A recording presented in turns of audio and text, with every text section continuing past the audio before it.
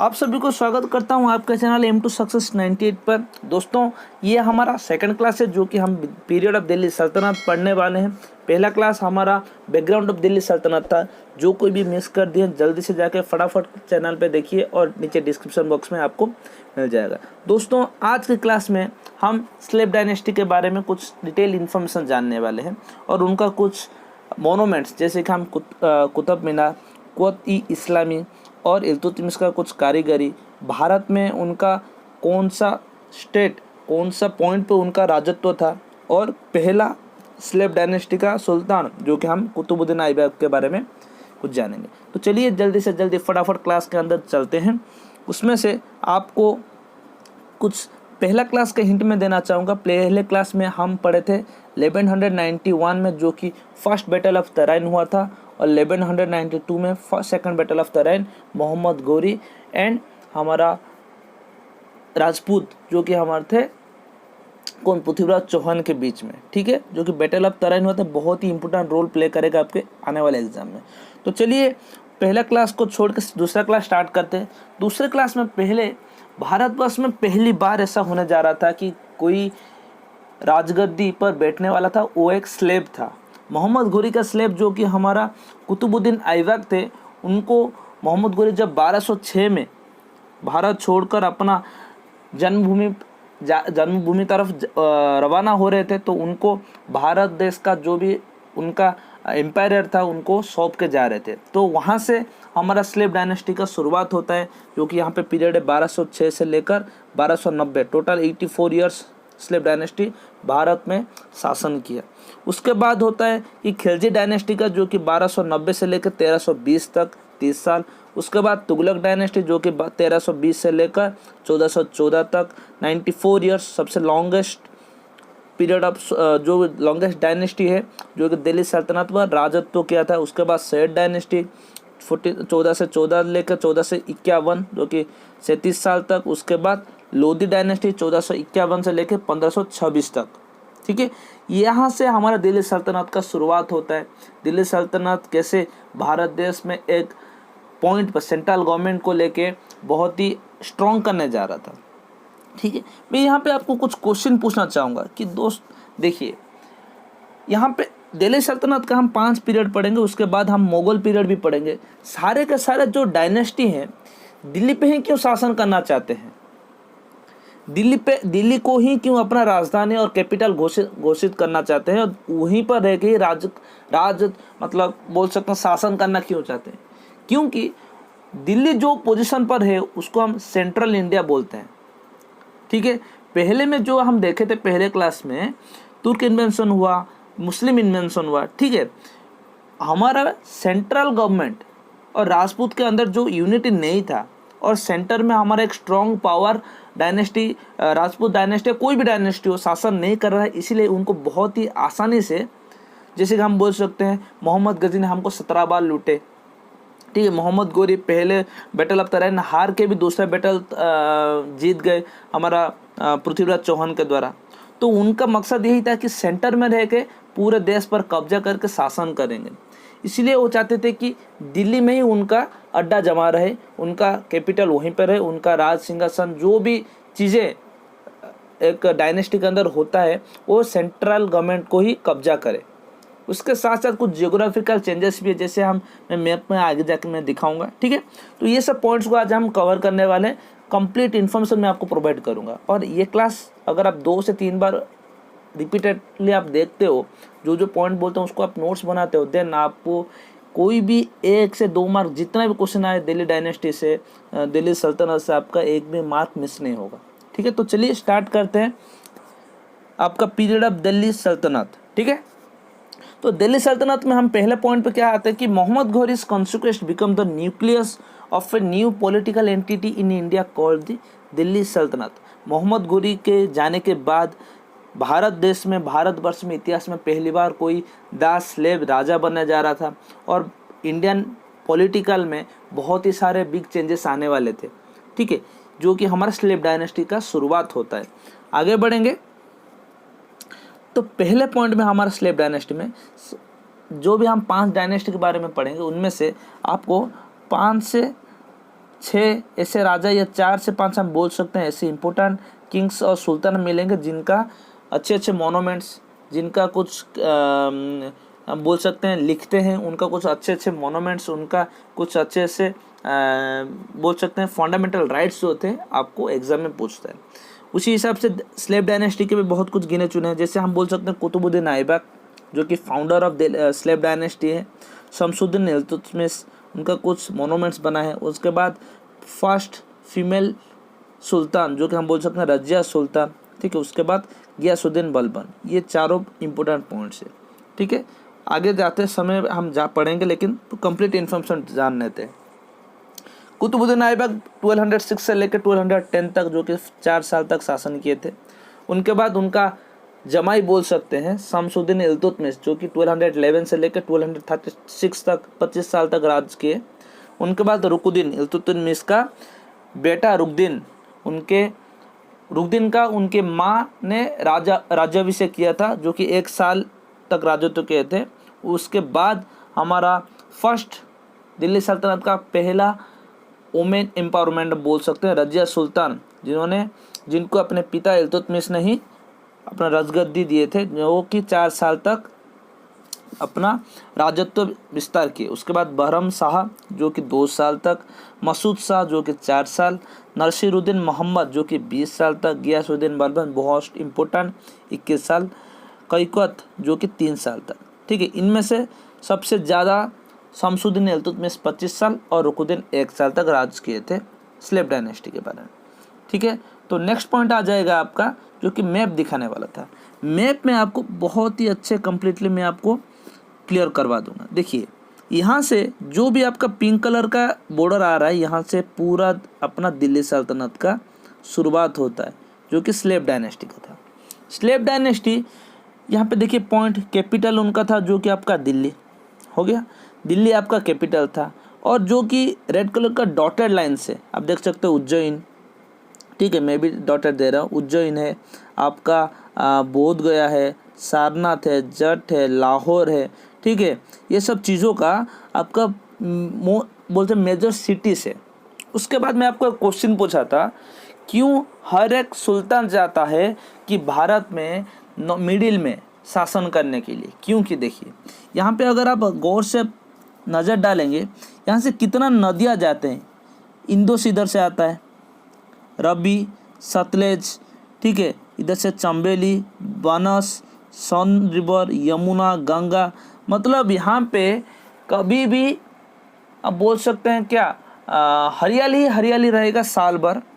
Farming में, agriculture में बहुत ही रिच इन कल्चर है। इसका जो कि सॉइल का हम बोल सकते हैं वेरिएशन है, बहुत ही उत्कृष्ट है, बहुत ही रिच इन सॉइल इरिगेशन से। जैसे कि यहाँ पे हर तरह का हर साल आप अपना फसल उगा सकते हो, जो कि एक गवर्नमेंट को चलाने के लिए, उसका राजकोष इनकम टैक्स लेने के लिए बहुत ही अच्छा चीज़ होगा, ठीक है। और यहाँ से उनका ये जो पार्ट था, हम जो पहले पार्ट में पढ़े हैं, यहाँ ही मतलब आप देख सकते हो ये हो गया नॉर्थ और वेस्ट। नॉर्थ वेस्ट से ही बहुत सारे हमारा बोल सकते हैं मुस्लिम इन्वेंशन, तुर्क इन्वेंशन हुआ था, ठीक है। जो भी दिल्ली डायनेस्टी से 5 डायनेस्टी के बारे में पढ़ेंगे, उनमें से एक जो कि सैयद डायनेस्टी, वही एक अफगानी है, बाकी सब तुर्क से ही आते हैं। तो इसलिए ये पॉइंट पर उनको बहुत ही इम्पोर्टेंट रोल प्ले करता था राज करने के लिए, ठीक है। ये था अपना पूरा क्यों चाहते थे कि हर कोई डायनेस्टी वाला दिल्ली पे ही रुक के अपना शासन काया विस्तार करे, ठीक है। आशा करता हूँ ये पॉइंट अच्छे से आपको जहन में आ गया होगा। उसके बाद चलते हैं कुतुबुद्दीन ऐबक के बारे में जानेंगे। स्लेव डायनेस्टी स्टार्ट करते हैं, ठीक है।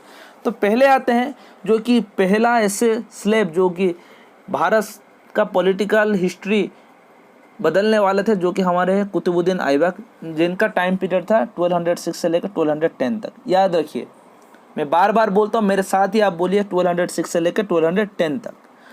जिन्होंने he was the originally from तुर्क से बिलोंग्स करते थे। स्लेव ऑफ मोहम्मद गोरी, जिनका तो बहुत ही अच्छे से मैं इंट्रो आपको पहले ही बोल दिया। He was also governor of Mohammad Ghori. After the death of Mohammad Ghori, he became the master of Hindustan and founded the slave dynasty in 1206.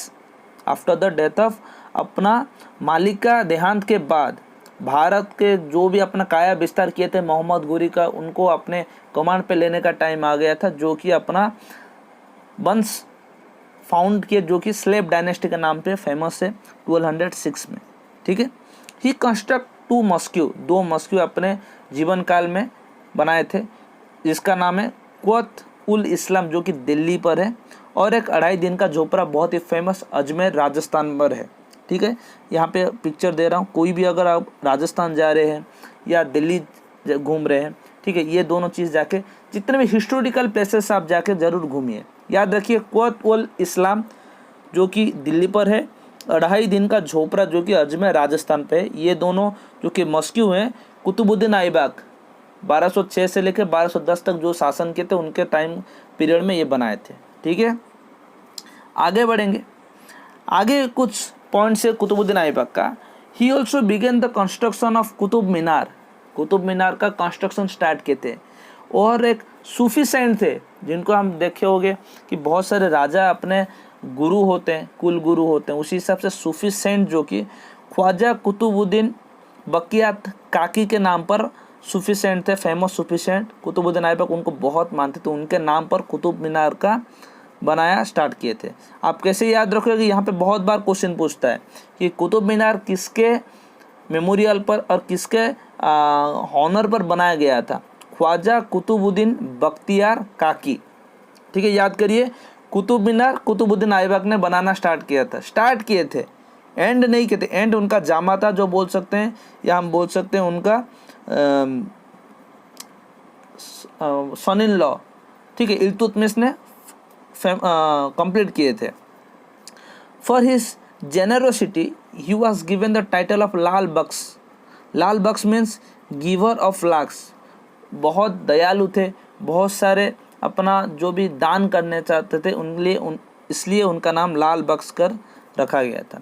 Qutubuddin Aibak was a great patron of learning at patronized writer like Hasan un Nizami, author of Tajul Masir, Fakhruddin author of Tarikh i Mubarak Shahi. ये दोनों चीज़ को भी आपको ध्यान रखना पड़ेगा। Jizya tax was invented by the Qutbuddin Aibak. What is jizya tax? In this system of tax, Brahmin, women, children, Muslim are not included. Jizya tax के अंदर टैक्स जो कि एक राजा अपना टैक्स डालता है, उसके अंदर Brahmin, women, children, Muslim are not included. ठीक है, ये ब्राह्मण 1, 2, 3, 4 ये चारों पॉइंट को छोड़ के बाकी जो लोग तो उनको उनके ऊपर जिजिया टैक्स जारी होता था। He died in 1210 while playing पोलो और चौगान, जो कि पोलो गेम होता है, चौगान खेलते वक्त उनका देहांत हुआ था। ठीक है, कुतुब मीनार जो कि हमारा कुतुबुद्दीन ऐबक ने शुरुआत किए थे अपना पीरियड पे, उनके बारे में थोड़ा जानते हैं। कुतुबुद्दीन ऐबक का जो कुतुब मीनार बनाया गया था उनका हाइट था 73 मीटर 240 फीट था। It was established along with कुत उल इस्लाम मस्क्यू इन 1192 AD by Qutbuddin Aibak. Iltutmish added 3 more stories to Qutub Minar in 1220. Shamsuddin Iltutmish completed the construction of Qutub Minar. ठीक है, अपना ससुर फादर इन लॉ स्टार्ट किए थे और उनका सन इन लॉ ख़त्म किए, बस इतना ही याद रखिए। कुतुब मीनार कुतुबुद्दीन ऐबक स्टार्ट किए थे, ख़त्म इल्तुतमिश किए थे। The Qutub Minar's top most storey was damaged by lightning in the 1369 and was rebuilt by Firoz Shah Tughlaq and also added another story 4th and 5th story by Tughlaq। ये पॉइंट याद रखिए।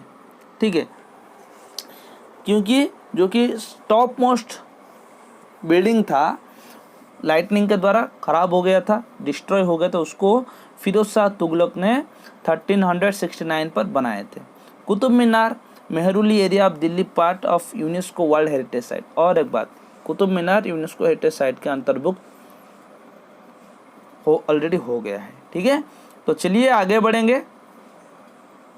इसके साथ हम नेक्स्ट पॉइंट पे आते हैं। शामसुद्दीन इल्तुतमिश जो कि कुतुबुद्दीन ऐबक का क्या थे, जमाता थे। 1211 से लेकर 1236 AD तक स्लेव ऑफ कुतुबुद्दीन ऐबक जो कि अपने जामाता भी मानते हैं occupied the throne of Delhi in 1211 after remove Aram Bakshi. He made Delhi as the capital in place of Lahore. ठीक है, इल्तुतमिश लाहौर को छोड़ के दिल्ली को अपना कैपिटल बनाए. He was the real founder of Delhi सल्तनत. ठीक है, दिल्ली सल्तनत हम बोल सकते हैं कि स्लेव डायनेस्टी को कौन फाउंड किए थे? स्लेव डायनेस्टी को फाउंड किए थे कुतुबुद्दीन ऐबक, लेकिन दिल्ली सल्तनत को पहले बार फाउंड किए थे जो कि Iltutmish. He is the real founder of Delhi Sultanat. He was a very efficient and capable ruler. He set up an officer nobility of slave known as Chalisa. जो चालीसा ग्रुप होते हैं उनमें से 40 मेंबर्स रहते हैं. उनके जो भी उनके राज्य में जो भी अच्छा काम बुरा काम जो भी उनका लॉ एंड ऑर्डर्स होगा, ठीक है, जो भी टैक्सेस होगा, ठीक है, इस सब का बोल सकते हैं अच्छे से संचालन करने के लिए उन्होंने एक ग्रुप बनाया था जो कि जिसका नाम दिया था चालीसा. ठीक है. ही इंट्रोड्यूस 2 कॉइन्स, सिल्वर कॉइन्स जो कि टंका, कॉपर कॉइन जिट्टाल, ये दोनों कॉइन को अपने इंट्रोड्यूस किए थे. He organized iqta system and introduce reform of civil administration and army which was now centrally paid and recruit.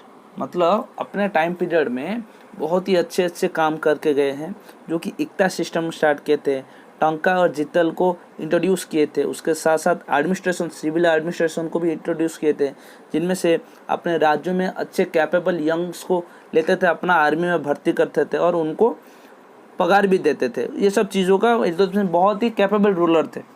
He completed Qutub Minar which was started by Qutbuddin Aibak in 1220 AD. He saved Delhi Sultanate from the wrath of Genghis Khan. Mongolia leader was refused shelter of Khwarizm Shah who chased the Genghis Khan. मतलब चेंगिस खान ख्वारिज़्म शाह को chess करते हुए आ रहे थे, जो कि दिल्ली में आके पहुंचे थे और इल्तुतमिश के टाइम पर इल्तुतमिश ने उनको मना किया था शरण में देने के लिए. ही पेट्रोनाइज्ड मिनहाज उस सिराज ऑथर ऑफ तबक़त-ई-नासिरी. ठीक है, यहाँ तक आपका दिल्ली सल्तनत का इल्तुतमिश का पीरियड ख़त्म होता है.